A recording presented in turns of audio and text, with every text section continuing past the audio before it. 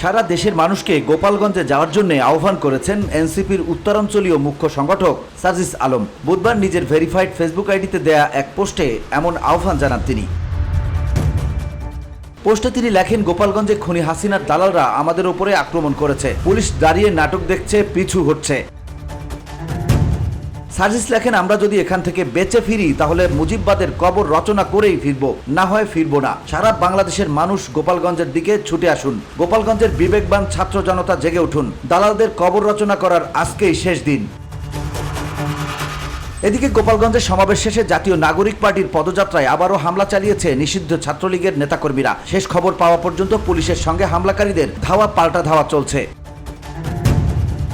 বুধবার দুপুর 3:30টার দিকে এ হামলার ঘটনা ঘটে। বর্তমানে আইনশৃঙ্খলা বাহিনীর সদস্যরা ওই এলাকায় পরিস্থিতি নিয়ন্ত্রণের চেষ্টা করছে।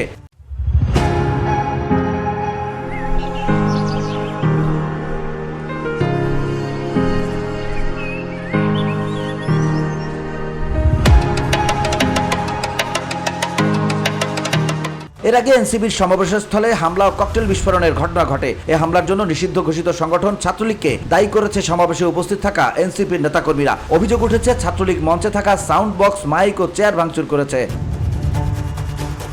VOD Bangla news desk.